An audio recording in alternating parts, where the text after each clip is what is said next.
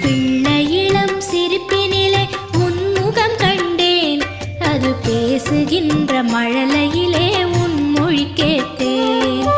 கள்ளமில்லா நெஞ்சில் எல்லாம் உன் அருள் கண்டேன், எங்கள் கன்னி தமிழ் கவிதை